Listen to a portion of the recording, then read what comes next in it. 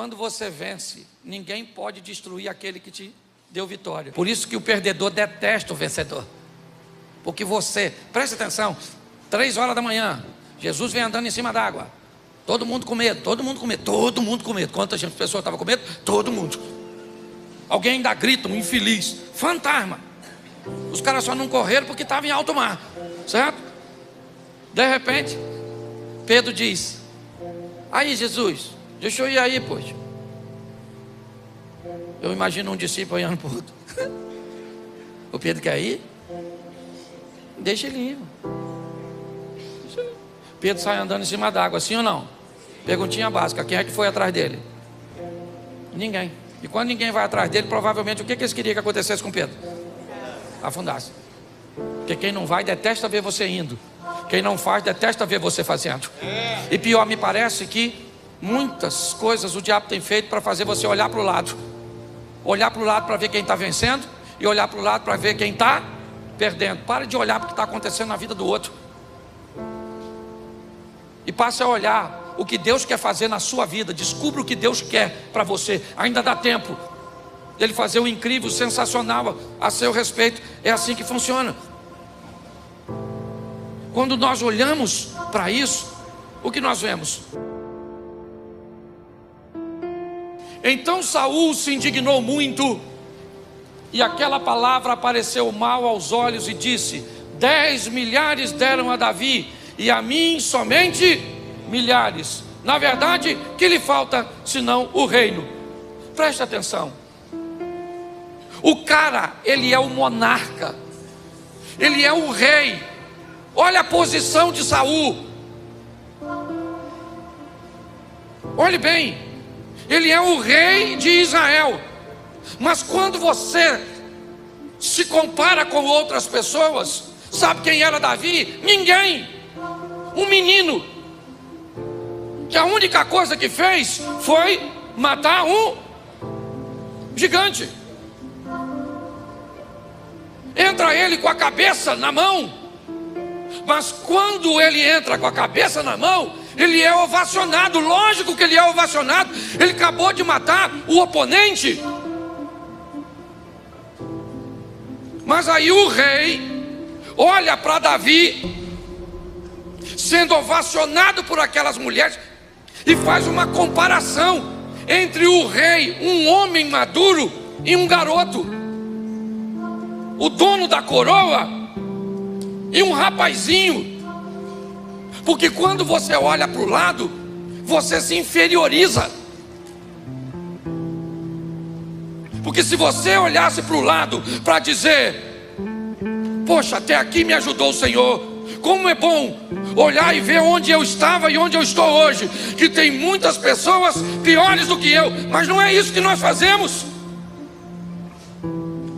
Nós fazemos como Davi, como Saul fez. Nós olhamos e dizemos: o que falta para ele? Agora já ele vai ser dono do reino. Porque para ele deram 10 milhares e para mim só deram milhares. Por que é que nós, irmãos, ao invés de olharmos para quem éramos, o que fazíamos, onde estávamos e de onde Deus nos tirou, o que Ele fez por nós, onde Ele nos colocou, e ao invés de olhar para o lado, em lugares que você ainda não chegou e talvez nunca chegue, porque não é para você,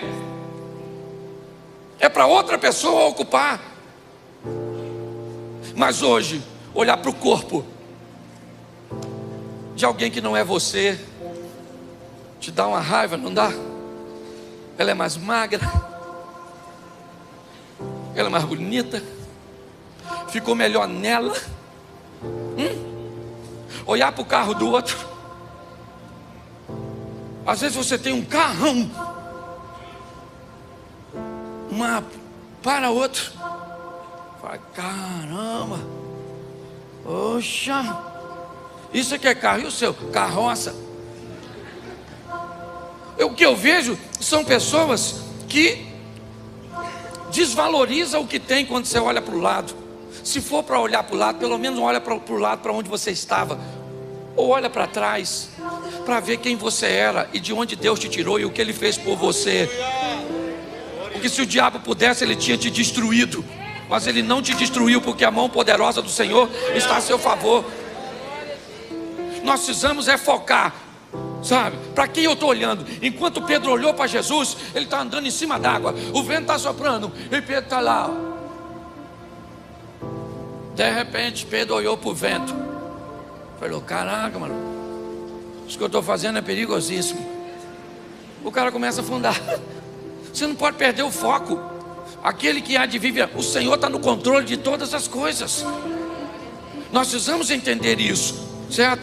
Quando nós perdemos o foco e olhamos, certo, para o lado, nós perdemos a base que nos sustenta. Então nós precisamos evitar comparação. Sabe o que eu já notei? Eu não sei você, Davi, que tem. Quando alguém fala para você, às vezes falar para mim assim: Cláudio, fulano prega bem pra caramba. Sabe o que eu entendia? Que ele estava falando que eu não pregava nada. Rapaz, eu gosto de escutar fulano cantando. Dá uma sensação de que tu não canta bem quando alguém elogia o outro. Ou será que é só comigo?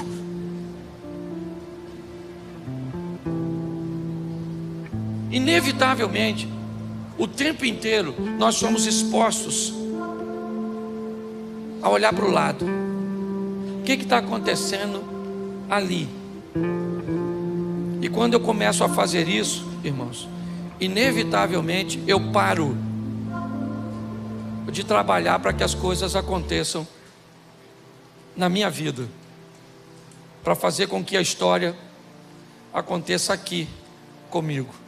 Hoje eu vejo pessoas paralisadas, literalmente paralisadas, olhando para o negócio dos outros, para o ministério dos outros, para o casamento dos outros, para o que os outros estão fazendo, e inevitavelmente acabam perdendo noção do que Deus quer para elas. Deus quer fazer de você um vencedor. Mas deixa eu te falar uma coisa: depende de quem para você vencer. Para você vencer só depende de duas pessoas: de Deus e de você, de mais ninguém. Ninguém pode intervir nesse relacionamento entre Deus e você, se você não der legalidade para isso. Gente, eu já falei isso aqui, mas vou repetir. Preste atenção. Quando Adão peca, Satanás introduz o pecado, e ali inevitavelmente ele se torna uma autoridade. Se você acha que tem ou não tem, ele não foi. Jesus não contradizeu, ou não contradiz quando ele diz assim: se o Senhor prostrado me adorares, eu te dou todo esse reino. Se o diabo tivesse mentido, Jesus tinha dito para ele o quê? Você não tem nada. Jesus disse? Não.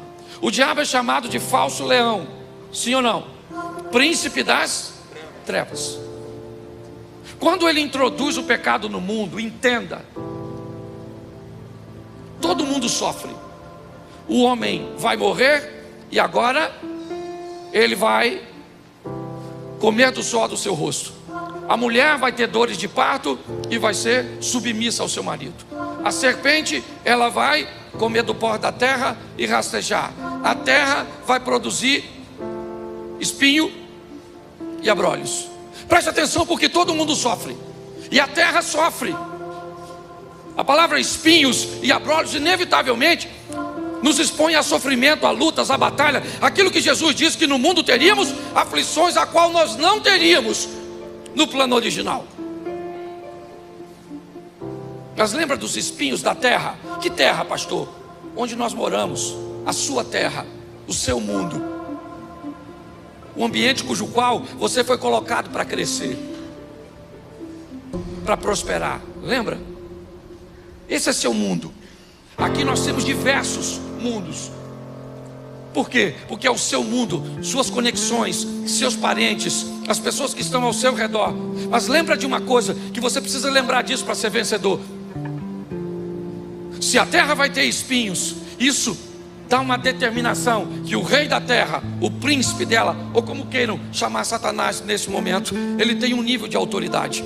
Mas todas as vezes que um rei era deposto, todas as vezes que um rei era vencido, a coroa do vencido ia para a cabeça do vencedor. E todas as vezes que a coroa do vencido ia para a cabeça do vencedor, tudo aquilo que pertencia ao rei vencido, a cada pássaro do reino, a cada árvore do reino, a cada gota d'água do reino, a cada pedaço de terra, a cada animal selvagem daquele reino, como a cada pessoa, a casa e tudo, agora passaria a ser desse rei. E aí eu preciso lembrar uma coisa que às vezes nós nos esquecemos. Quando Jesus vai ser crucificado, colocam uma coisa na cabeça dele, e você lembra o que é? Uma coroa de quê?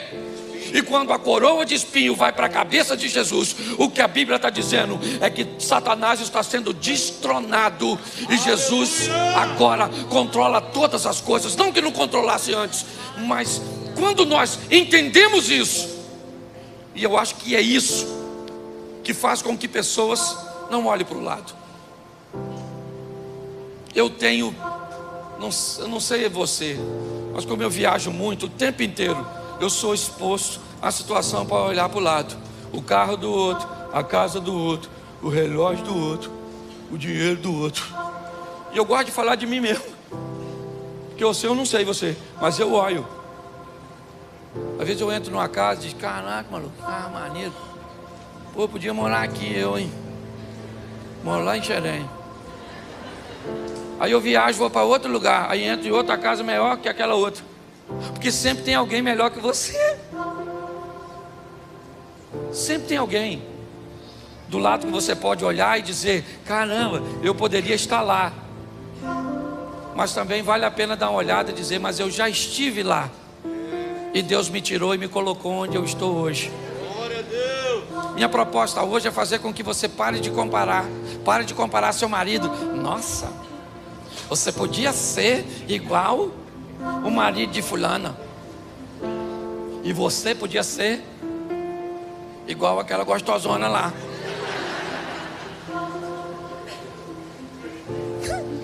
Aí você fala para o seu filho, menino, ó o filho da vizinha, que menino inteligente. E o que o filho poderia falar para você? Vizinha, outro DNA. Entendeu? Vizinha, eu sou fruto de uma árvore ruim. Você está rindo de quê? É sério. Pare de fazer comparação. É o que o outro tem, o que o outro faz, é o que o outro pode, porque isso está paralisando as pessoas. Aprenda a o quê? A valorizar o que você